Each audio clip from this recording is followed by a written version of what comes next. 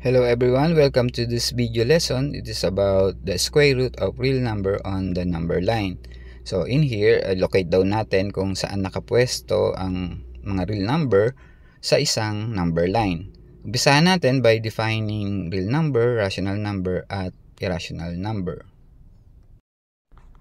So by definition, real number is any quantity daw that is either a rational number o kaya naman irrational number. So combination siya ng rational at irrational number. So makikita natin siya sa isang real number line.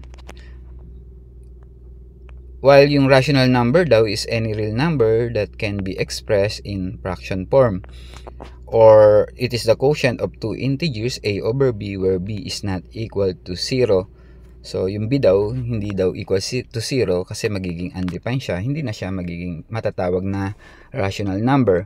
Ang mga examples nito are yung mga natural numbers, whole numbers, integers. Sa decimal naman, yung terminating decimal at repeating decimal. Likewise, yung mga square root ng mga perfect squares. While, on the other hand, yung irrational number daw is any real number na hindi pwedeng gawing fraction, that cannot be expressed as a fraction.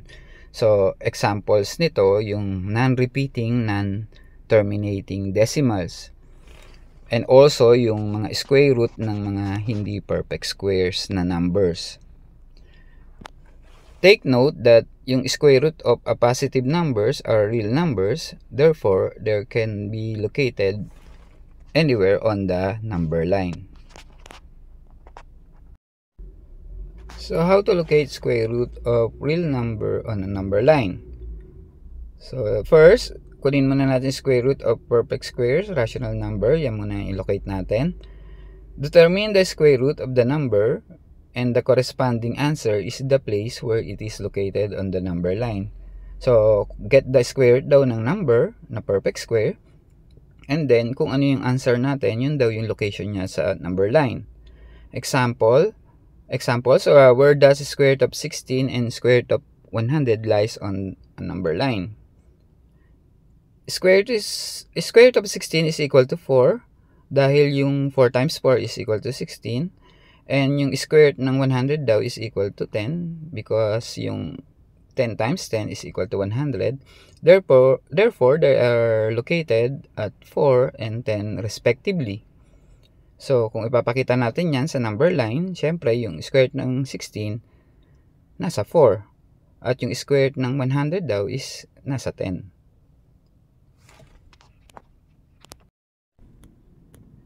Next, let us find the location of the square roots of non-perfect squares sa isang number line. Ito yung mga irrational number. Determine the two closest perfect squares that bracketed the number. So, hanapin mo daw yung dalawang perfect squares na nakakapagitan dun sa given number. And then, mag-decide ka daw which perfect square the non-perfect square is closest to. So, let us have an example para mas maunawaan natin. Example number 1, where does square root of 33 lies on a number line? So, as you can see, sa example natin, yung 33 is not a perfect square. So, ito po yung mga perfect square natin na i-consider 1, 4, 9, 16, 25, 36, and 49. So, ang 33 is nasa gitna ng square root of 33 is nasa gitna ng square root of 25 and square root of 36. Therefore, square root of 33 is between integers 5 and 6 kasi yung square root ng 25 is 5. And square root ng 36 is 6. But, syempre, mas closer to 6 since 33 is closer to 36. So, sana naunawaan po yan. So, pakita natin sa number line. So, ito po yung square root ng 25, which is 5. Square root of 36 is 6. So, nasa gitna siya ng square root of 25 or ng 5 at 6. Pero mas nakadikit siya sa square root of 36. So, ayan po. May estimate natin yung location ng square root of 33. So, let us go to example number 2. Determine the two integers where square root of 123 is in between. and then locate it on a number line. So here, pinapahanap sa atin yung dalawang integer daw na nakakapagitan sa square root ng 123. And then afterwards, ilolocate daw natin sa number line. So ito po yung listahan ng mga perfect squares. Tignan natin kung saan siya nasa gitna na perfect square. So, yung square root ng 123 daw is between the square root ng 121 at square root ng 144. And much closer dun sa 121.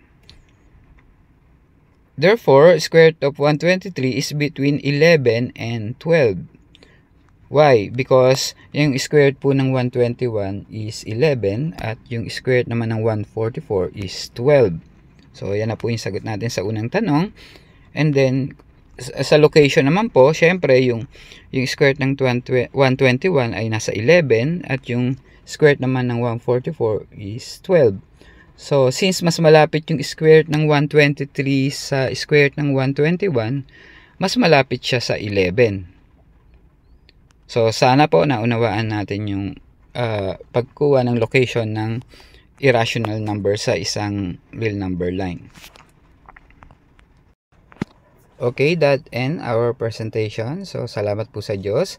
Sana naunawaan po natin kung paano mag-locate ng square root ng rational number o kaya naman ng irrational number sa isang number line. Thanks be to God.